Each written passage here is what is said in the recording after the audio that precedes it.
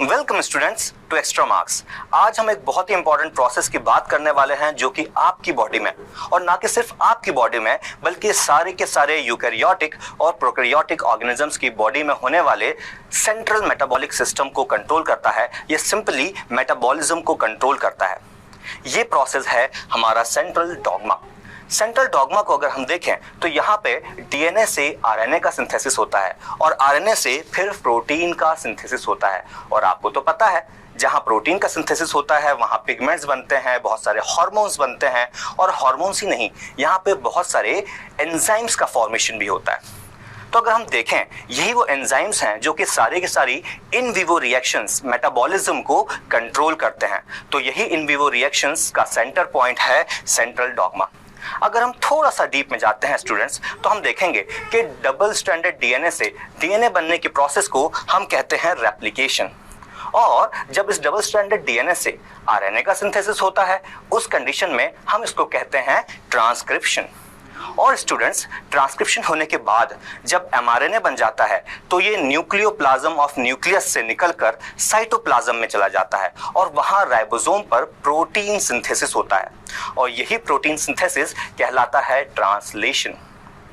Students, Temin और Baltimore ने एक और फंक्शन यहाँ पे, एक और स्टेप यहाँ पे आइडेंटिफाई किया था, और वो स्टेप था रिवर्स ट्रांसक्रिप्शन, जहां पर आरएनए से डीएनए बनता है।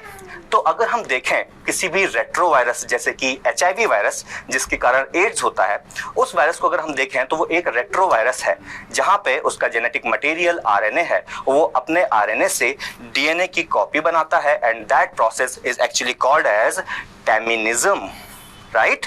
सो स्टूडेंट्स, अगर हम इस पर्टिकुलर सेंट्रल डॉग्मा के भी सेंट्रल प्रोसेस को देखें तो वो प्रोसेस है हमारा रेप्लिकेशन, जहां डीएनए से डीएनए का सिंथेसिस होता है।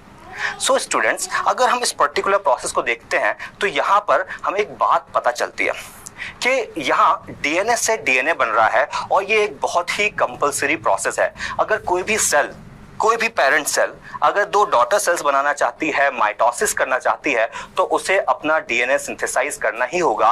क्यों? क्योंकि अगर उसके पास एक सेट ऑफ क्रोमोसोम है तो उसके ऑफस्प्रिंग्स के पास भी एक set of chromosome that is DNA होना ही चाहिए, राइट। सो ये डीएनए रेप्लिकेशन का प्रोसेस एक कंपलसरी प्रोसेस हो गया है। और आपको पता है ये पर्टिकुलर प्रोसेस कब काम करता है? तो ये पर्टिकुलर रेप्लिकेशन का प्रोसेस सेल साइकिल के एस फेज में होता है, और बिना इस रेप्लिकेशन हुए कोई भी सेल एस से G2 फेज में नहीं जाएगा और G2 फेज से M फेज में नहीं जाएगा। दैट मीन्स यहाँ पर रेप्लिकेशन कंपलसरी है और एस फेज में ही ये रेप्लिकेशन हो रहा है। स्टूडेंट्स, अगर हम ब्रॉडली इस रेप्लिकेशन को देखें तो हमें पता चलेगा कि ये कॉम्प्लेक्स प्रोसेस है जहां बहुत सारे enzymes along with DNA present होते हैं, और इस पूरे के पूरे पिक्चर को हम कह देते हैं रेप्लिसोम। सो स्टूडेंट्स, अगर मैं शॉर्ट में आपको इन सारे के सारे प्रोसेस के बारे में बता दूं तो let's start with the first enzyme here.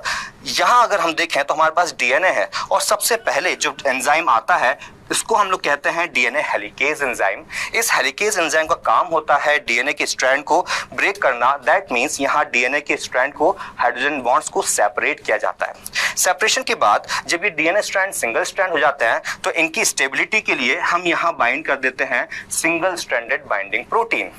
अब जबकि डीएनए कुछ ऐसे ओपन हो रहा है स्टूडेंट्स, तो इस बाद वाले पोर्शन पे कुछ स्ट्रेन आएगा, और स्ट्रेन को खोलने का काम है टोपोआइसोमरेज एंजाइम का।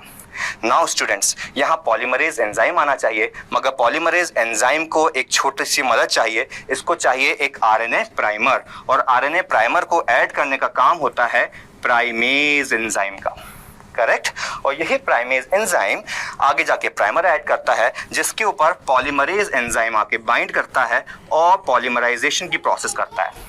नाउ रिमेंबर स्टूडेंट्स, अगर हम देखें डीएनए के स्ट्रैंड डबल स्ट्रैंडेड होती है, और इस पे जो डीएनए का सिंथेसिस होता है वो हमेशा 5 प्राइम टू 3 प्राइम की डायरेक्शन में ही होता है। दैट मीन्स डीएनए पॉलीमराइज जो है वो 5 प्राइम और 3 प्राइम की डायरेक्शन में मूव करेगा। स्टूडेंट्स, याद रखो, यही एक कंप्लीट प्रोसेस ऑफ रेप्लिकेशन है। इसके बाद हमें कुछ रिमूवल ऑफ प्रोडक्ट करना पड़ता है, उसके लिए हमें डिफरेंट एंजाइम्स चाहिए, जैसे कि डीएनए लाइगेज और DNA polymerase 3। For now thank you very much.